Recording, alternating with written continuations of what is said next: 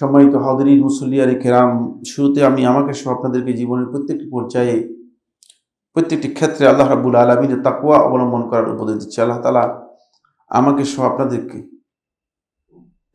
প্রকাশ্যে ঘরে বাইরে সকল ক্ষেত্রে আল্লাহ তাআলার তাকওয়া অবলম্বন করার তৌফিক দান করুন। সম্মানিত হাদিরিন, শুরুতে একটি বিষয় দৃষ্টি আকর্ষণ করে আমরা আজকের যেই সংক্ষিপ্ত জুমার খুতবার আলোচ্য বিষয়, সে আলোচ্য বিষয়ে চলে যাব।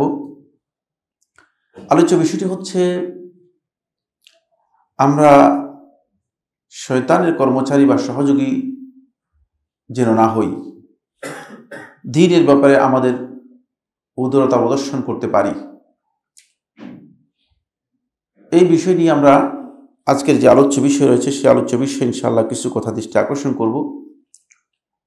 এর আগে যেই পয়েন্টটি আমি আপনাদের আজকের আলোচনা দৃষ্টি আকর্ষণ করব সেটি হচ্ছে, জুমার দিনে যারা মসজিদে উপস্থিত হবেন, মসজিদে উপস্থিত হওয়ার সুন্নাহ হচ্ছে মসজিদে তিনি আগেই আসবেন। যেহেতু আপনি জুমাতে আসছেনই, কোনো সন্দেহ নেই আপনি তো জুমার সলাতের জন্যই আসছেন, তাহলে আপনার জন্য সুন্নাহ হচ্ছে যেটা, সেটা হলো আপনি আগেই আসবেন। পরিপূর্ণ ফজিলতটুকু নেওয়ার জন্য আপনি চেষ্টা করবেন যাতে জুমার সলাতে আগে আসতে পারেন। এর ফজিলত সম্পর্কে আমি এখানে মনে হয় 1 বা 1.5 বছর আগে বিস্তারিত আলোচনা করেছি, আমার খেয়াল আছে।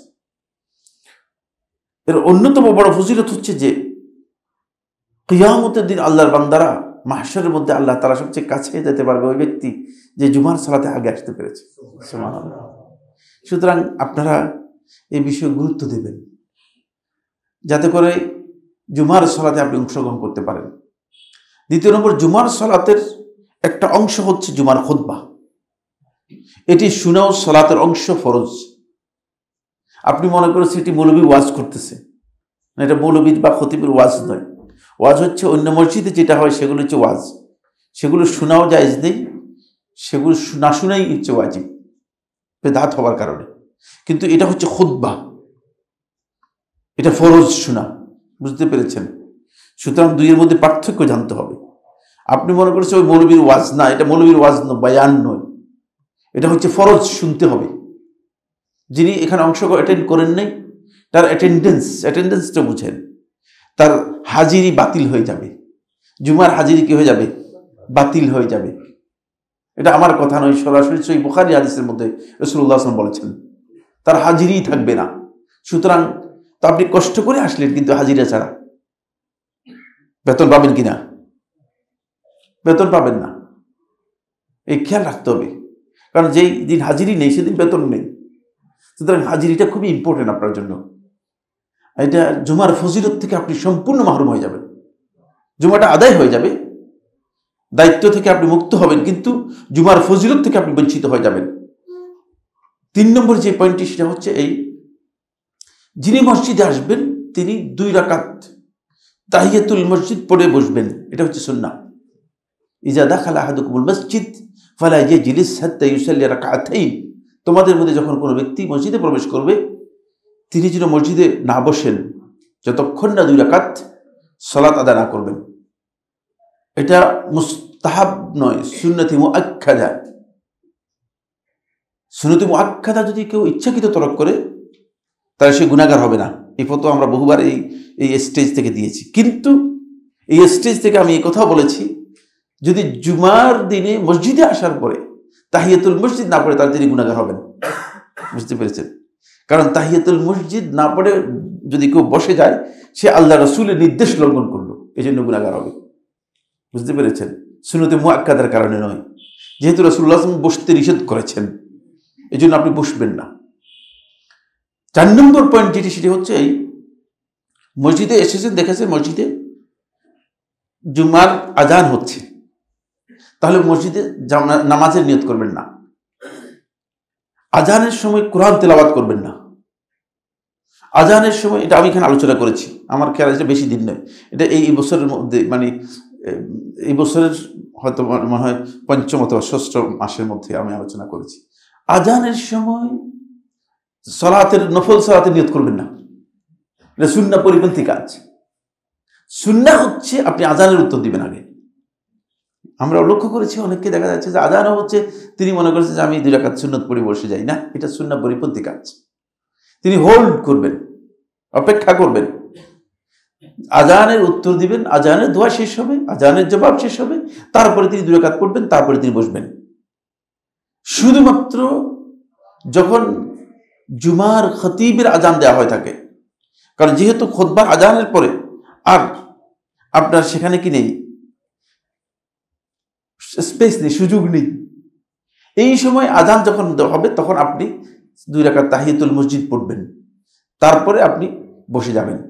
কারণ হলো এরপরে আপনার খুতবা শোনাটা ওয়াজিব হয়ে যাবে, যেহেতু খুতবাটা আপনার জন্য খুব ইম্পর্টেন্ট। এই জন্য যেহেতু দেরি করে আসছেন, আবার খুতবার সময় আপনি ইমাম থেকে সময় নিয়ে তাহিয়াতুল মসজিদ আদায় করবেন, এই সুযোগ আপনি পাবেন না।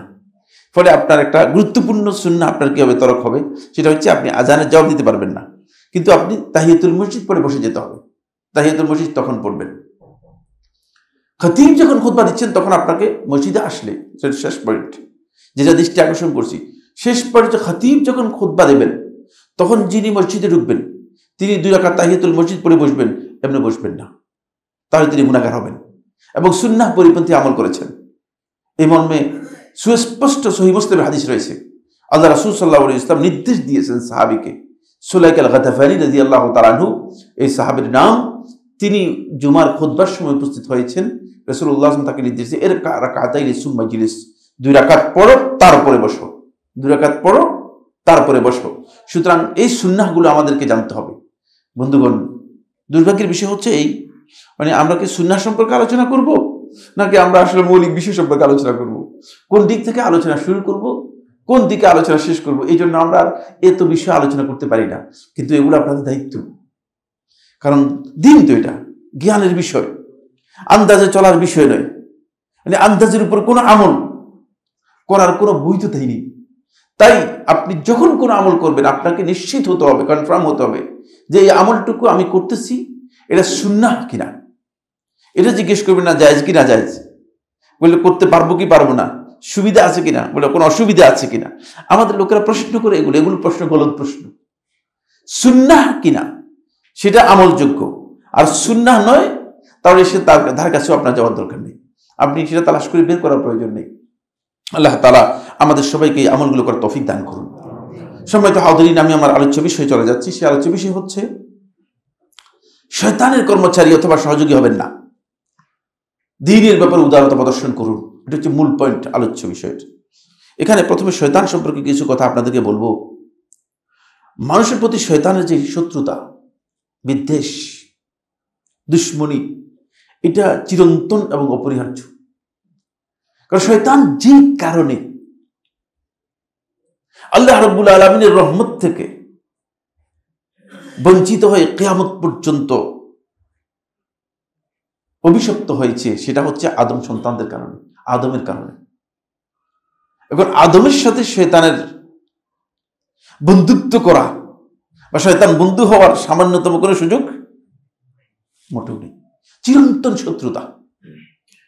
যেমন উদাহরণ খুব সংক্ষেপে যদি বলি, বেশি কঠিন না হয়, যেমন বাংলাদেশের সাথে ভারতের শত্রুতা, এটা অপরিহার্য একটা শত্রুতা। শিরক আর ঈমান কোনোদিন এক জায়গায় কি হয় না, একত্রিত হয় না। আল্লাহ তাআলা কোরআনের মধ্যে বলেছেন যে লাতাজিদান্নাহুম আশাদ্দান নাসি আদাওয়াতাল লিল্লাযিনা আমানু, ঈমানদারদের জন্য সবচেয়ে বড় দুশমন হচ্ছে যারা মুশরিক এবং ইহুদি তারা। সুতরাং আপনি সেখানে গিয়ে বন্ধুত্ব তালাশ করার জন্য চেষ্টা করা, এটা হচ্ছে শয়তানের সাথে বন্ধুত্বের কি পথ খোঁজা, শয়তানের সাথে বন্ধুত্বের পথ খোঁজা। আপনি শয়তানকে যতই বন্ধু বানান না কেন, শয়তান আপনাকে সে ছাড় কোনোদিন দেবে না, শয়তান আপনাকে সে ছাড় দেবে না। যেহেতু সে একটা এজেন্ডা নিয়ে আসছে, সে এজেন্ডা, তার এজেন্ডা সম্পর্কে আলোচনা করব। আসুন এই বিষয়টি জানার পরে 1 নম্বর পয়েন্ট হচ্ছে আদম আলাইহিস সালাতু ওয়াস সালামের কারণেই শয়তান শেষ পর্যন্ত জান্নাত থেকে বিতাড়িত হয়ে অভিশপ্ত হয়ে দুনিয়াতে আগমন করেছে। আদম আলাইহিস সালাতু ওয়াস সালামকেও জান্নাত থেকে আসতে হয়েছে, শয়তানের কারণেই আসতে হয়েছে। সুতরাং আল্লাহ সুবহানাহু ওয়া তাআলা কোরআনে কারীমের সূরা সাদের 77-78 নম্বর আয়াতের মধ্যে বলেন, শয়তান যখন আদম আলাইহিস সালামকে সিজদা করতে রাজি হলো না, অস্বীকার করলো, তখন আল্লাহ সুবহানাহু ওয়া তাআলা শয়তানকে বললেন, ফাখরুজ মিনহা ফাইন্নাকা রাজিম, জান্নাত থেকে তুমি বের হয়ে যাও। বের তো দুজনকে করেছেন, আদম আলাইহিস সালামকে বের করেছেন, আবার শয়তানকে কি করেছেন? বের করেছেন। কিন্তু শয়তানকে যেভাবে বের করেছেন এই পদ্ধতিটা, আর আদম আলাইহিস সালামকে যে পদ্ধতি বের করেছেন সেটা এক নয়। শয়তানের ক্ষেত্রে আদম আলাইহিস সালাম শয়তানের ক্ষেত্রে যে শব্দ ব্যবহার করেছেন, আদম আলাইহিস সালামের ক্ষেত্রে সেই শব্দ ব্যবহার করেন নাই। ফাখরুজ মিনহা, জান্নাত থেকে তুমি বের হয়ে যাও, ফাইন্নাকা রাজিম, কারণ তুমি বিতাড়িত শয়তান। তাকে আল্লাহ রাব্বুল আলামিন বিতাড়িত হিসেবে আখ্যায়িত করেছে। রাজিম, এখানে রাজিম বলতে বোঝানো হচ্ছে রাজিম আর রাহমাতিল্লাহ, আল্লাহর রহমত থেকে বিতাড়িত। কিয়ামত পর্যন্ত আল্লাহর রহমত থেকে সে বিতাড়িত হয়েছে। এরপর আল্লাহ তাআলা ওই আয়াতের মধ্যে বলছেন, ওয়া ইন্না আলাইকা লা'নাতি ইলা ইয়াউমিদ্দিন, আর কিয়ামত পর্যন্ত, বিচার দিবস পর্যন্ত আমার লানত তোমার উপর। অনেক বেশি অবাধ্য ছিল না। আজকে আমাদের অবাধ্যতার লিস্ট যদি তৈরি করি আর শয়তানের অবাধ্যতার লিস্ট তৈরি করি, তাহলে এই অভিশপ্ত শয়তান যে কিয়ামত পর্যন্ত আল্লাহর রহমত থেকে বিতাড়িত হয়ে গিয়েছে, তার অবাধ্যতার লিস্ট অনেক লম্বা ছিল না। কিন্তু আল্লাহ তাআলার সাথে হওয়ার কারণে সেটা এত ভয়ঙ্কর হয়েছে যে আল্লাহ তাআলা বলছেন, ওয়া ইন্না আলাইকা লা'নাতি, যে আল্লাহ রাব্বুল আলামিনের রহমত, ওয়া রাহমাতি ওয়াসিআত কুল্লা শাই, সমস্ত মাখলুকাতের, সমস্ত কিছুর মধ্যে যেই রহমত ব্যাপৃত আছে, সেই আল্লাহ সুবহানাহু ওয়া তাআলা বলতেছেন, আমার লানত একেবারে বিচার দিন পর্যন্ত তোমার উপর অবধারিত করে দিয়েছি। এইভাবে আল্লাহ তাআলা তাকে বের করে দিয়েছেন। এখন যখন শয়তান তো আল্লাহ সম্পর্কে জানেন, দুর্ভাগ্যের বিষয় হচ্ছে আমরা আল্লাহ সম্পর্কে এখনো কনফিডেন্স তৈরি করতে পারি না। আপনারা কি আমার কথা রাগ করতেছেন? রাগ করার কিচ্ছু নেই। আমাদের এখনো কনফিডেন্স আল্লাহ সম্পর্কে খুব কম। অনেক জায়গায় মানে আমরা এখনো দেদুল্যমান অবস্থার মধ্যে আছি, বিশ্বাস করি না এরকম একটা অবস্থার মধ্যে আছি। শয়তান তো 100% কনফিডেন্স। ফলে শয়তান দেখলো যে আমাকে তো জান্নাত থেকে বের করে দেওয়া হচ্ছে, আমাকে তো রহমত থেকে কিয়ামত পর্যন্ত বঞ্চিত করে দেওয়া হচ্ছে, এখন অন্তপক্ষে একটা দরখাস্ত যদি দিতে পারি, ছোট্ট একটা দরখাস্ত দিয়ে দিই। কারণ শয়তান তো জানে যে আল্লাহ তাআলার রহমত তো বিশাল, যে যদি দরখাস্ত দিয়ে দিই দরখাস্ত কবুল হয়ে যাবে। তখন শয়তান একটা দরখাস্ত মেলে দিল। শয়তান আল্লাহ তাআলার কাছে বলল, ক্বালা আনজিরনি ইলা ইয়াউমি ইউবআসুন, হে আল্লাহ, আমার তো কিয়ামত পর্যন্ত আপনি অভিশপ্ত করলেন, আনজিরনি ইলা ইয়াউমি ইউবআসুন, একেবারে পুনরুত্থান পর্যন্ত আমাকে অন্তপক্ষে জীবনটা দিয়ে দেন। শয়তান দেখলো যে মানে একটা দরখাস্ত আল্লাহ তাআলা করেছেন, যেহেতু আল্লাহ তাআলা মহান, তাকে অভিশপ্ত করার পরেও, তাকে বের করে দেওয়ার পরেও আল্লাহ তাআলা তার দোয়া কবুল করেছেন।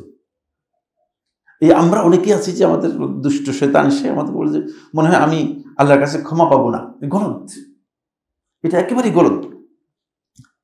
সাথে সাথে দোয়া কবুল। ক্বালা ইন্নাকা মিনাল মুনদারিন, হ্যাঁ যাও, একটা কিছু চাইতে পারো, দিয়ে দিলাম। কারণ আল্লাহ তাআলার কাছে দিতে কোনো অভাব নেই, আল্লাহ রাব্বুল আলামিনের কাছে দিতে কোনো অভাব নেই। আপনি অনেকে মনে করেন যে, আমরা অনেকে মনে করি যে আল্লাহর কাছে চাইলে হয়তো পাবো না, এটা গলত। আল্লাহ রাব্বুল আলামিনের কাছে চাইবেন তো পেয়ে যাবেন। 3 নম্বর পয়েন্ট হচ্ছে, যখন এই অবকাশটুকু পেয়ে গেল শয়তান, মালউন অভিশপ্ত শয়তান, তখন সে আল্লাহ তাআলার কাছে মানে তার পরিকল্পনাও তুলে ধরল, তার দৃষ্টতা দেখেন। কারণ এখন তো সুযোগ পেয়ে গেছে, এখন সে আল্লাহ রাব্বুল আলামিনের কাছে, যে আল্লাহ তাআলার কাছে তার পরিকল্পনা তুলে ধরছে। ক্বালা, শয়তান বলল, ফাবিমা আগওয়াইতানি, যে কারণে, যাকে সামনে রেখে, যে উদ্দেশ্যে আপনি আজকে আমাকে আপনার রহমত থেকে পরিপূর্ণ বিতাড়িত করে দিয়েছেন, আমাকে দূরে সরিয়ে দিয়েছেন, আমাকে বিভ্রান্ত করে দিয়েছেন, লাআকুদান্না লাহুম সিরাতাকাল মুস্তাকিম, আপনার ওই সিরাতে মুস্তাকিমে তাদের জন্য আমি ওঁত পেতে থাকবো সব সময়। এই যে শত্রুতা ঘোষণা করতেছে আপনাদের বিরুদ্ধে, লাআকুদান্না লাহুম, মানে তাদের জন্য আমি জায়গায় জায়গায় সিরাতুল মুস্তাকিমের যত জায়গা আছে সব জায়গায় কি করব, তাদের জন্য আমি বসে থাকবো, উঠ পেতে থাকবো। তারপরে কিভাবে উঠ পেতে থাকবো?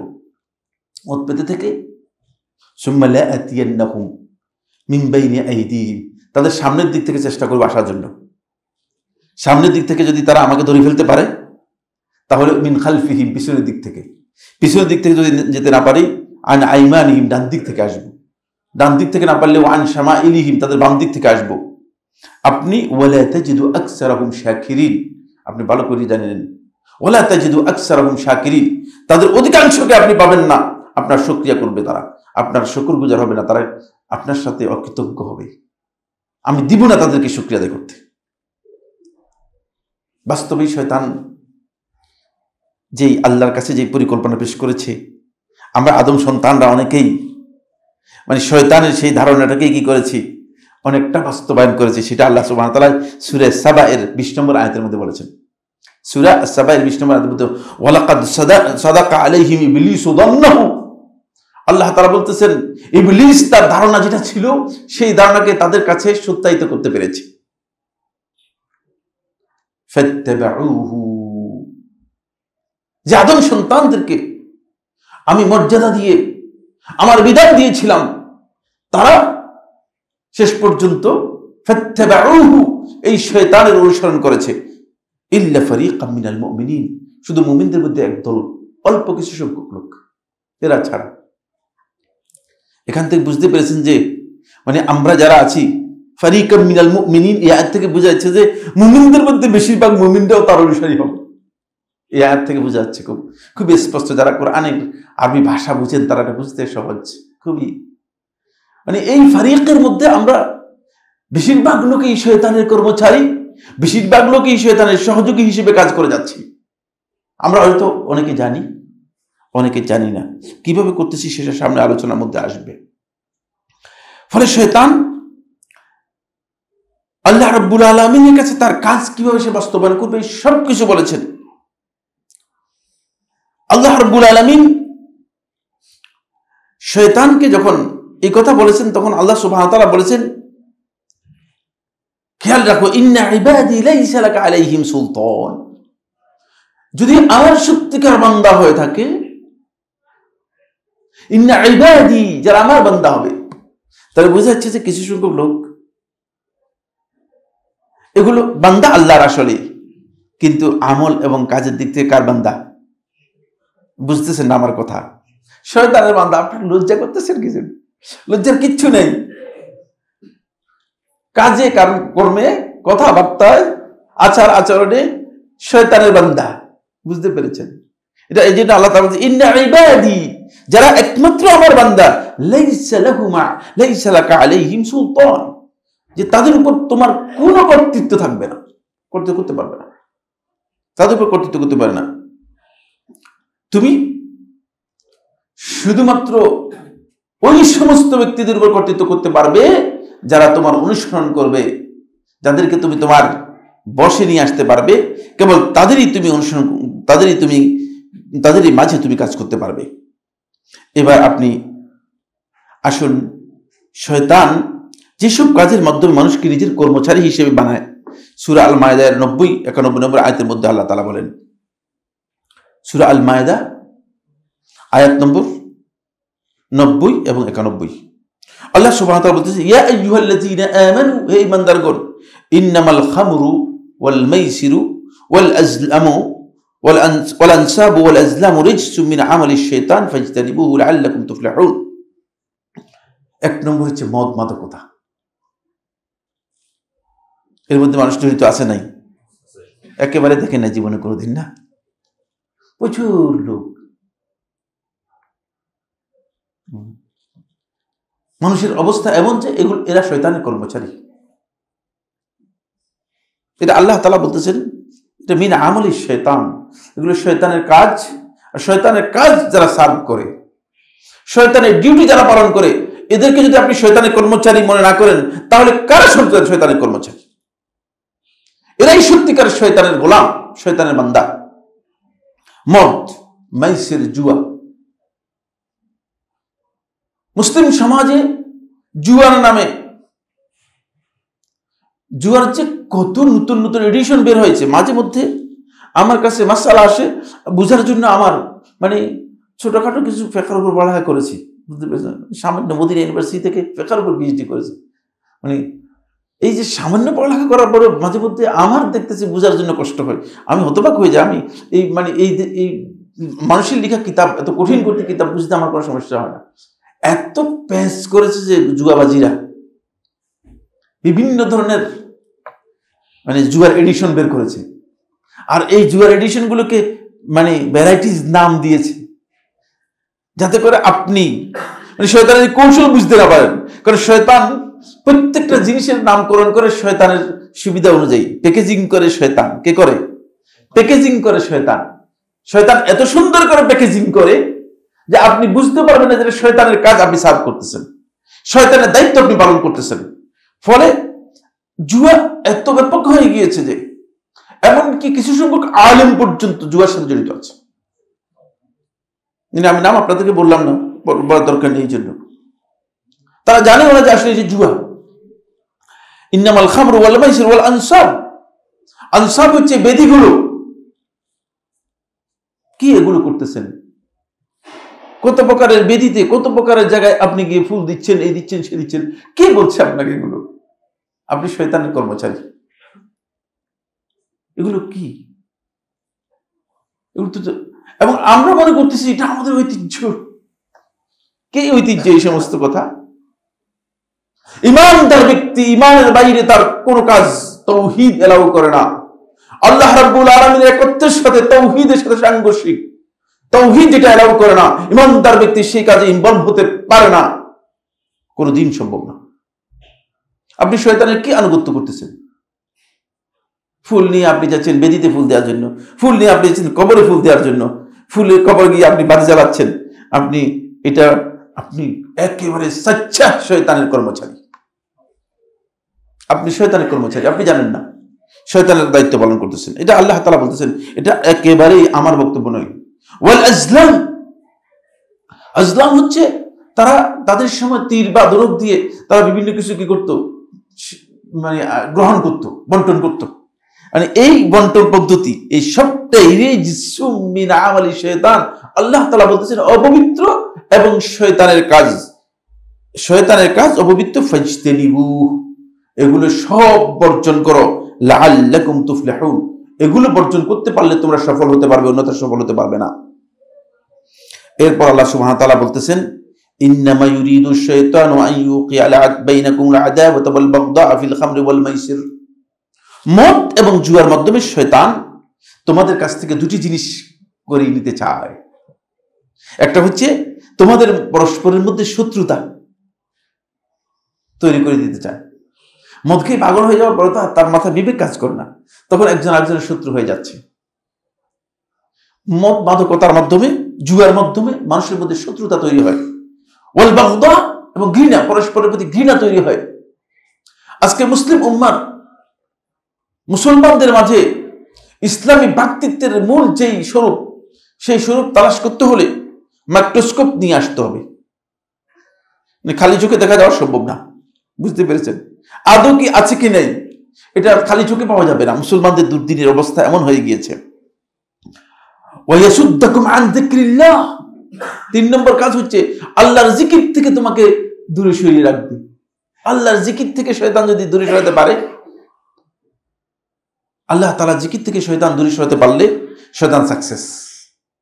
আমার বন্ধুগণ, খুবই ছোট্ট বিষয় হলেও, ক্ষুদ্র বিষয় হলেও আল্লাহ তাআলা জিকির থেকে যদি আপনাকে শয়তান সরাতে পারে, তাহলে শয়তান আপনাকে শয়তানের পরিপূর্ণ কর্মচারী হিসেবে কি করতে পারে, কাজে লাগাতে পারবে।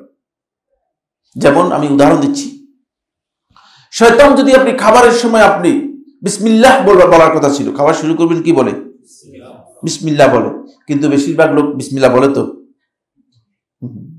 আমি দেখিয়ে নেই, বরং দেখতেছি যে খাবার শুরু হয়ে গিয়েছে, বিসমিল্লাহ তো দূরের কথা, কোনো মানে আল্লাহর নামের তো কোনো ভালাই নেই।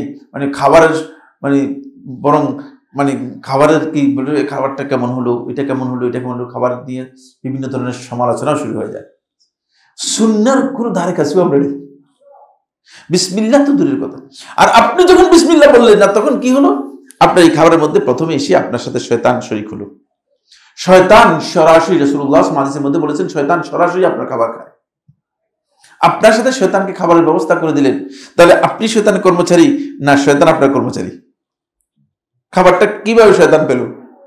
আপনার মাধ্যমে পেয়েছে, তাহলে আপনি মূলত শয়তানের কর্মচারী।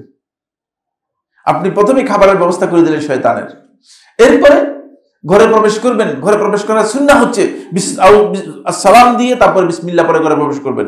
ঘরে প্রবেশ করেছেন, সালামও দেন নাই, বিসমিল্লাহ বলেন নাই, শয়তান আপনার ঘরে আজকে রাত্রে থাকার ব্যবস্থা হয়ে গেছে। রাসূলুল্লাহ হাদিসের মধ্যে বলেছেন এইভাবে শয়তান আপনাকে কি করে ওয়ায়াসুদ্দুকুম আন যিকরিল্লাহ, আর তোমাদেরকে আল্লাহর জিকির থেকে শয়তান সরিয়ে রাখে, ওয়া আনিস সালাহ, এবং নামাজ থেকে বিরত রাখে। আপনাকে শয়তান ঘুম পাড়িয়ে রাখবে, সালাত থেকে বিরত রাখবে। শয়তান আপনাকে বলবে যে আচ্ছা পরে আদায় করলে তো চলে।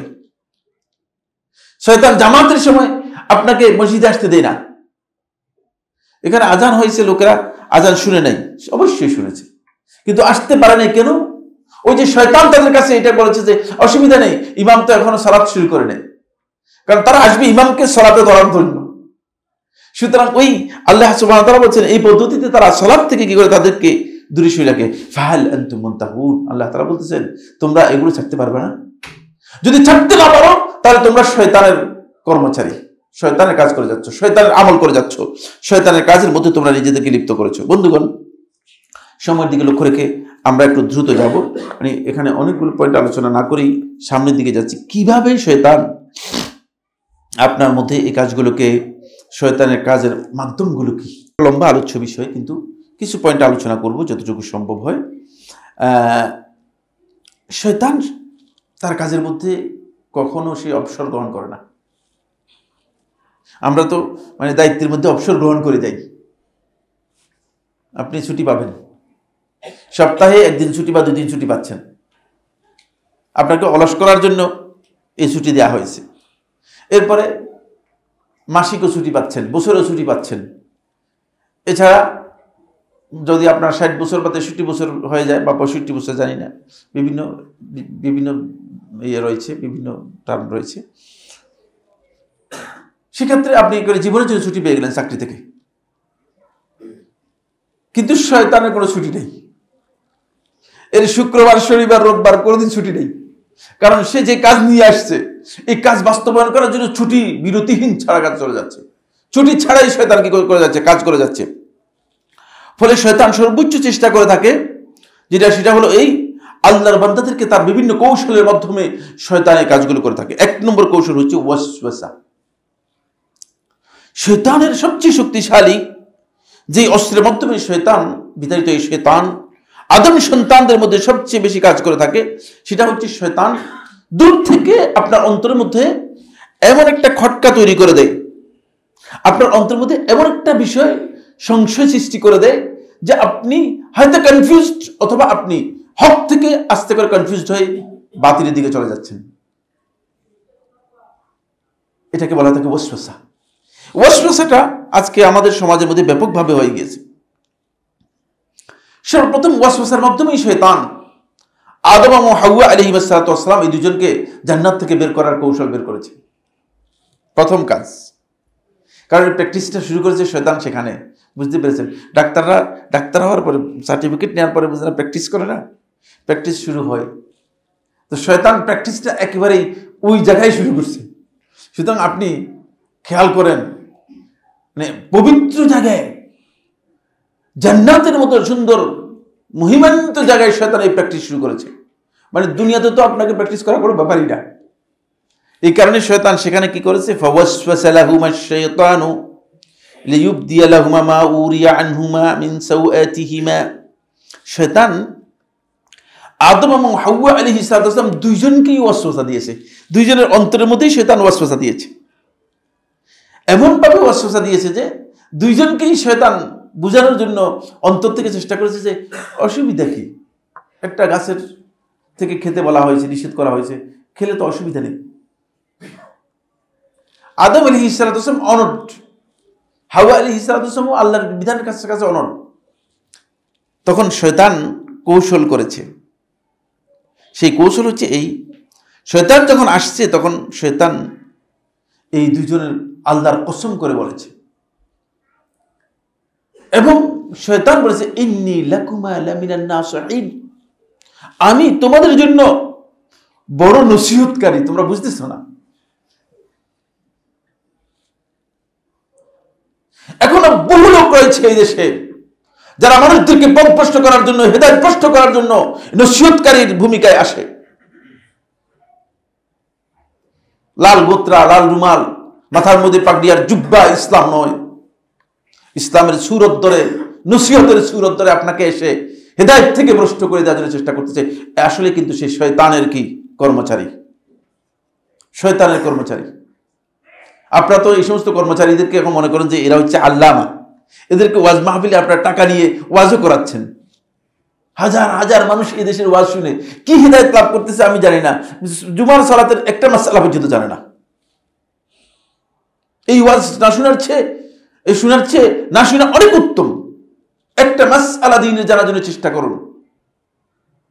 এবং কি সে আলেম পর্যন্ত মাসআলা জানে না, কিছুই শিখে নেই।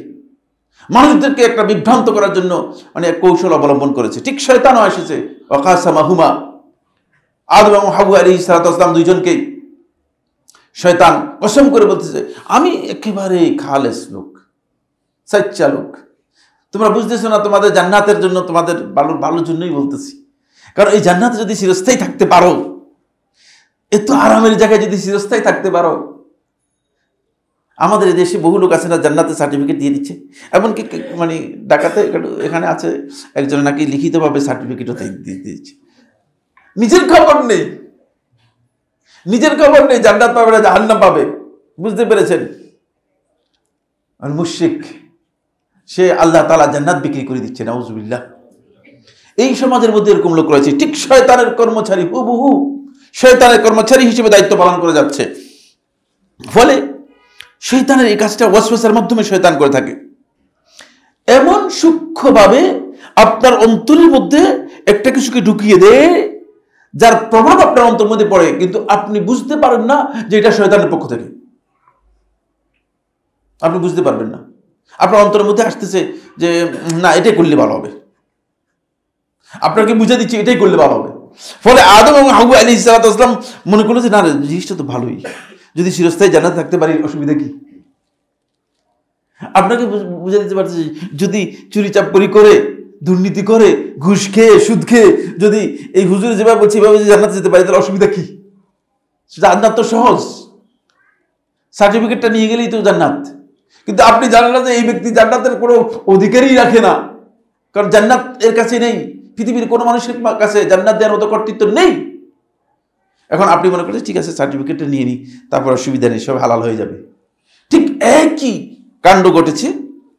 শেষ পর্যন্ত আদম এবং হাওয়া আলাইহিস সালাম সেই ওয়াসওয়াসায় কি হয়েছেন, পড়ে গেছেন। কিন্তু পড়ে যাওয়ার পরপরই তো সব শেষ।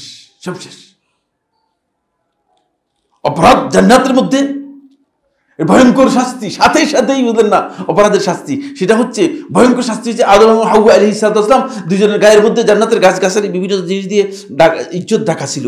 তাদের পোশাক যে পোশাক ছিল, পোশাক খুলে গিয়েছে প্রথমেই, নাউজুবিল্লাহ। এখন যদি আপনাদের মানে অপরাধের কারণে যদি দুনিয়াতে পোশাক খুলে যেত, আপনারা আর অপরাধ করতে পারতেন? হ্যাঁ, এটা আল্লাহ তাআলার অনেক মেহেরবানি।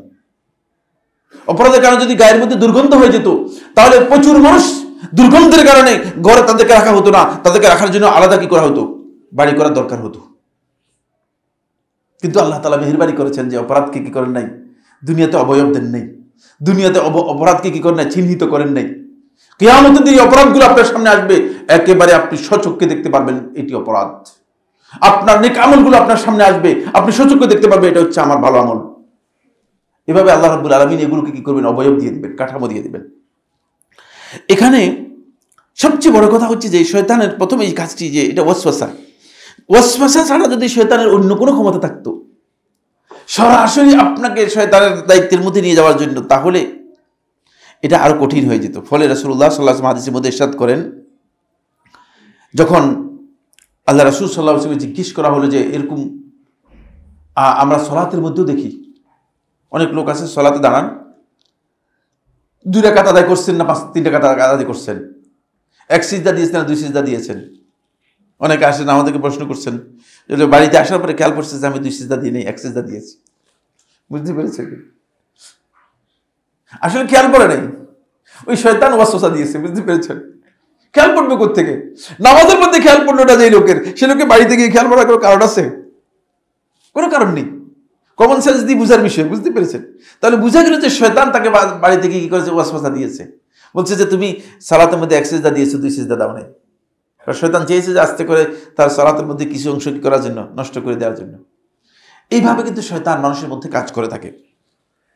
রাসূলুল্লাহ সাল্লাল্লাহু আলাইহি ওয়াসাল্লাম ইরশাদ করতেছেন হাদিসের মধ্যে, আল্লাহ নবী সাল্লাল্লাহু আলাইহি ওয়াসাল্লাম বলেন, আল্লাহু আকবার আলহামদুলিল্লাহিল্লাযী রাদ্দা আমরাহু ইলাল ওয়াসওয়াসা, যে আল্লাহ তাআলা, আল্লাহু আকবার, আল্লাহ মহান, যে শয়তানের কাজটাকে আল্লাহ তাআলা ওয়াসওয়াসার দিকে কি করেছেন, নিয়ে গেছেন।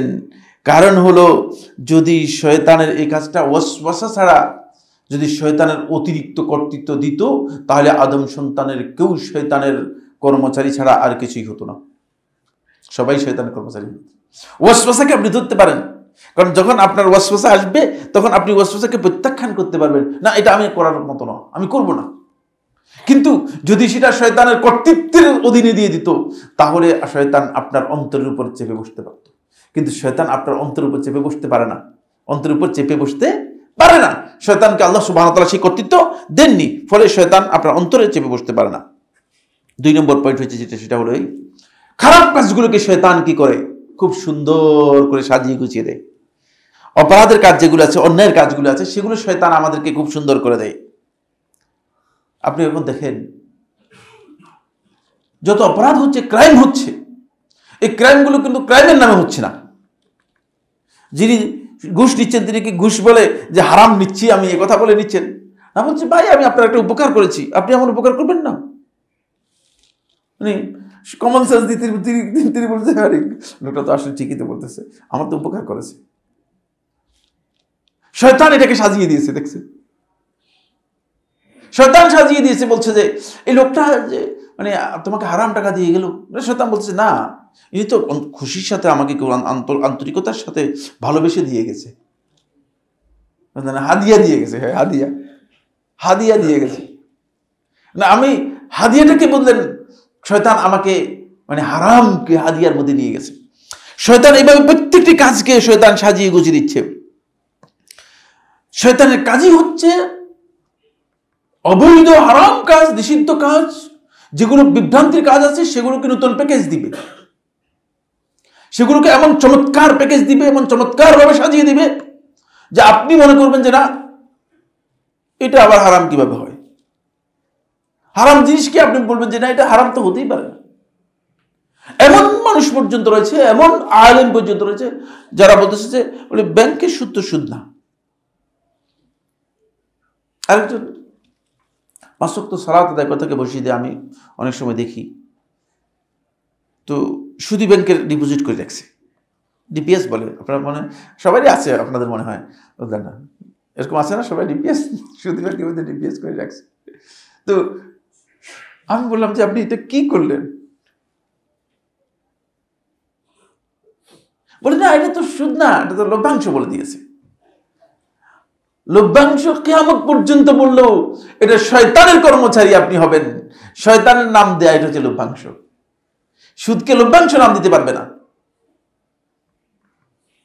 যদি সুদ হয় তাহলে সুদই, সে সুদ থেকে আপনাকে পরিহার মানে আপনাকে উদ্ধ করতে হবে, সরে আসতে হবে। ইমানদার ব্যক্তি কোন অবস্থায় সুদের মধ্যে আসতে পারবে না। শয়তান এইভাবে প্রত্যেকটি কাজকে মানুষের,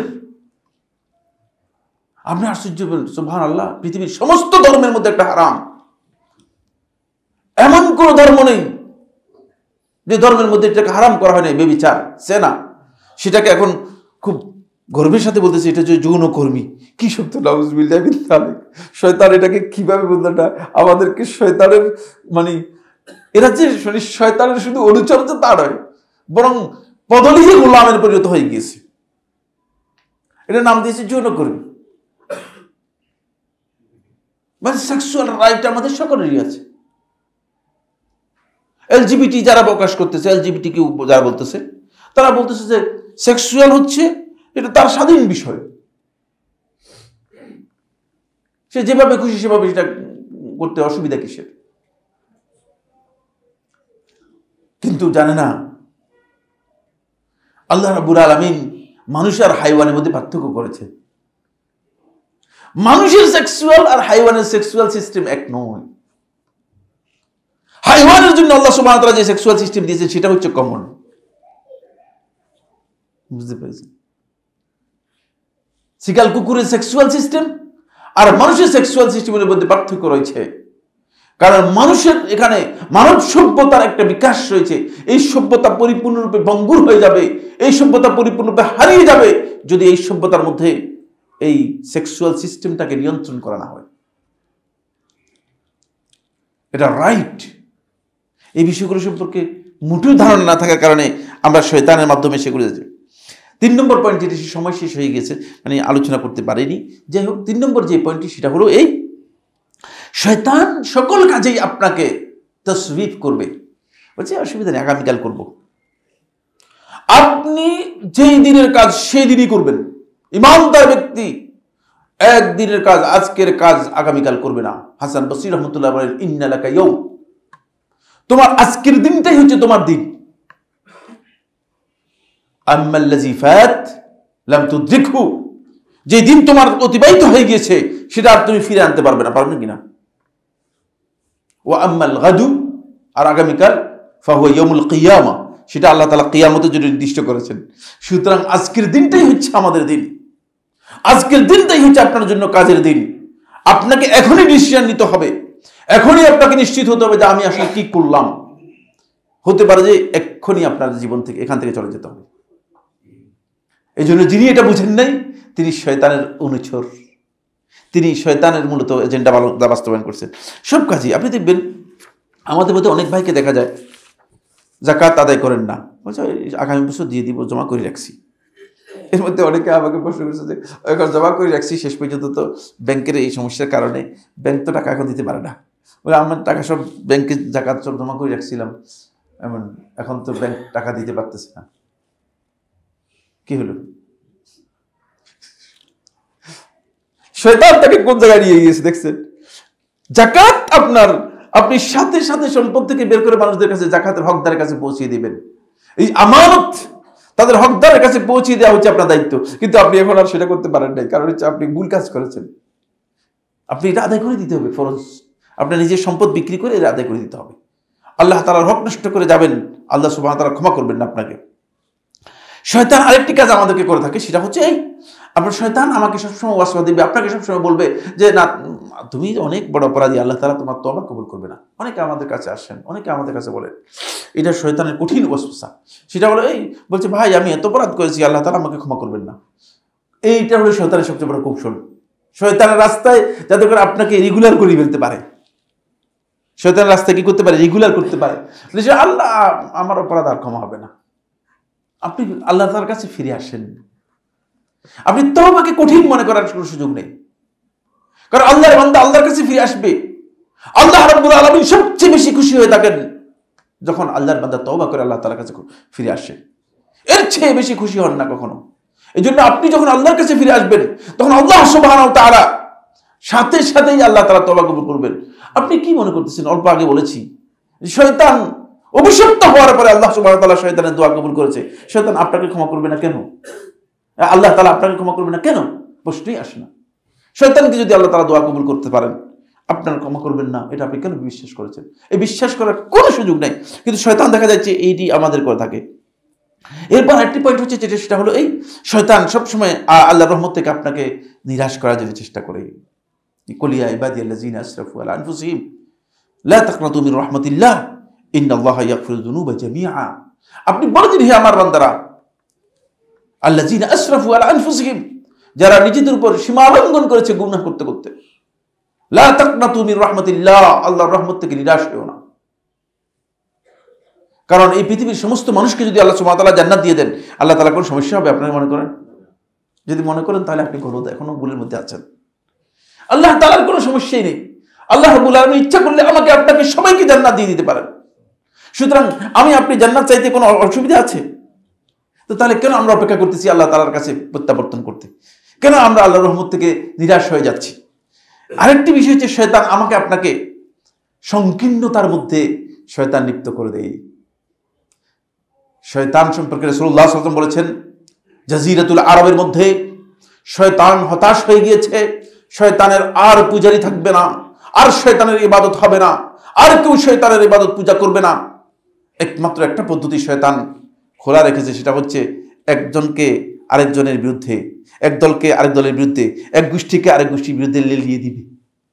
এখন আজকাল সেটাই আমরা লক্ষ্য করতেছি। সীমালঙ্ঘনের একটা পর্যায়ে আছে, যাদের অন্তরের মধ্যে সংকীর্ণতা রয়েছে, যাদের অন্তরের মধ্যে বাড়াবাড়ি রয়েছে, হিংসা বিদ্বেষ দিয়ে যাদের অন্তর ভরপুর রয়েছে, তারাই শুধুমাত্র অন্যদের ব্যাপারে কুধারণা করতে পারে, তারাই শুধুমাত্র অন্যের ব্যাপারে খারাপ বক্তব্য দিতে পারে।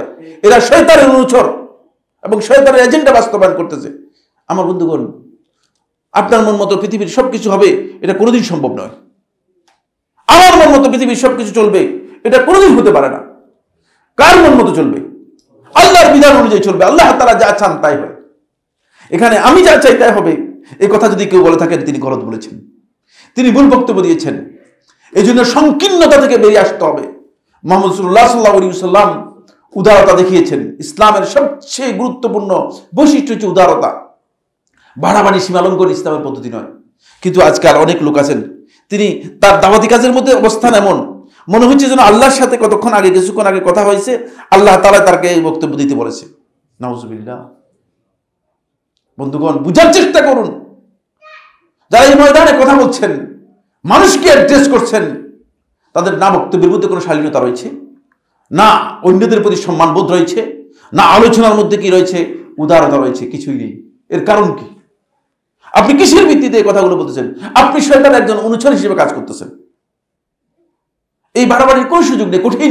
কাঠিন্য আরোপ করার আল্লাহর বান্দাদের উপর আমার দায়িত্ব নয়। আল্লাহর বান্দাদেরকে আল্লাহ তাআলা যে ব্যাপারে ছাড় দিয়েছেন, সেখানে আমি কঠিন করার কোনো অধিকার রাখি? মোটেও না। সেখানে আমি কঠিন করার অধিকার রাখি না। সুতরাং যারা এই ক্ষেত্রে এই কাঠিন্য আরোপ করছেন, আমি মনে করে থাকি যে তারাও মূলত শয়তানের কর্মচারী হিসেবে দায়িত্ব পালন করতেছে। শয়তানের কর্মচারী আপনি।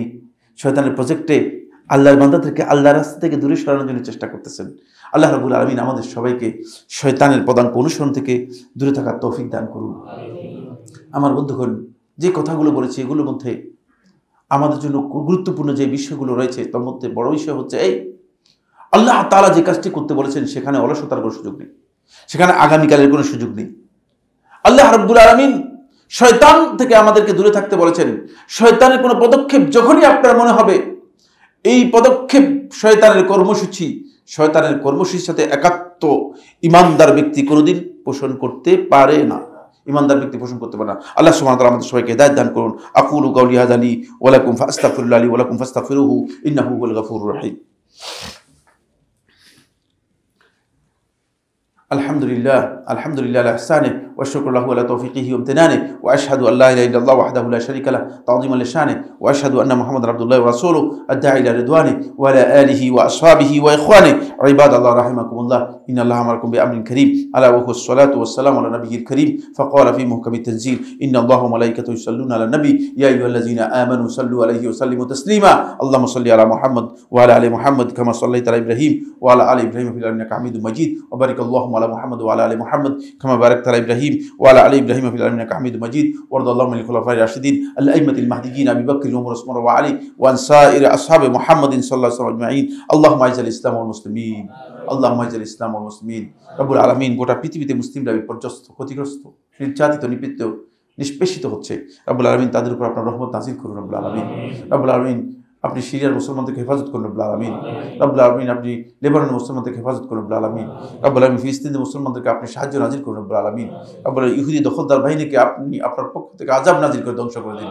রব্বুল আলামিন ইহুদি এবং ইহুদিদের অনুচর যারা আছে, ইহুদিকে সাহায্য করছে, রব্বুল আলামিন আপনি তাদের উপর আপনার আযাব নাজিল করে তাদেরকে ধ্বংস করে দিন। রব্বুল আলামিন, রব্বুল আলামিন তাদেরকে তাদের অস্ত্র দিয়ে জলস্থলে তাদেরকে ধ্বংস করে দিন। রব্বুল আলামিন, রব্বুল আলামিন তাদের উপর আপনার আযাব নাজিল করুন। রব্বুল আলামিন, রব্বুল আলামিন তাদের উপর আপনার আযাব নাজিল করুন। রব্বুল আলামিন, আমাদের মধ্যে যারা অসুস্থ আছেন তাদেরকে সুস্থ করে দিন।